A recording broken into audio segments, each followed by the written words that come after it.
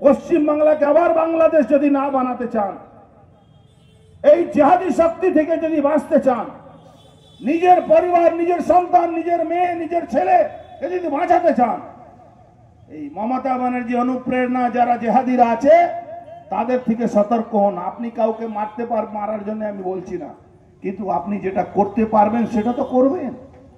যে কাজটা আপনি করতে পারেন, আপনার মেয়েকে, আপনার মেয়ে বন্ধু বান্ধবী কি করে কোনো মুসলমান হতে পারে?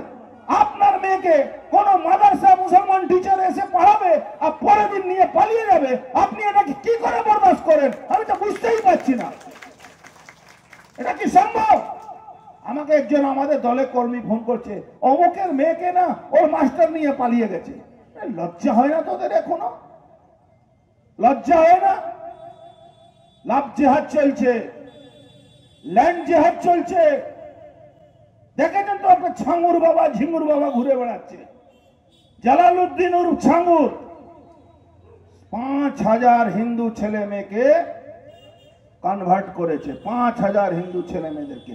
এরপরেও বুঝবেন না? আমাদের মধ্যে অনেক মেয়েরা আছে, মায়েরা আছে। ওই সলমান খানের বইটা দেখবো, খুব ভালো। ওই আমির খান, ওই আরেকটা আছে শাহরুখ খান। আমির খান 3টে বিয়ে করেছে, 3টেই হিন্দু মেয়েকে, মুসলমান মেয়ে পাইনি। শাহরুখ খান বউ নাম গৌরী খান, হিন্দু মেয়ে। তারপরে বুদ্ধি হচ্ছে না, জ্ঞান ফিরছে না আমাদের।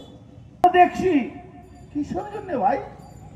কোন বন্ধু আপনার হতে পারে না যে গায়ে মাংস, গরু মাংস রুটি দিয়ে খায়।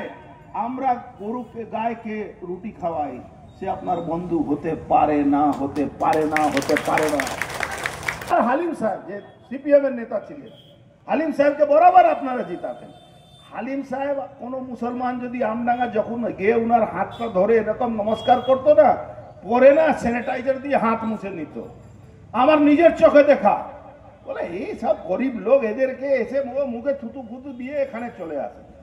আর আমাদের কিছু আছে যারা এখনো আপনারা সচেত হচ্ছেন না।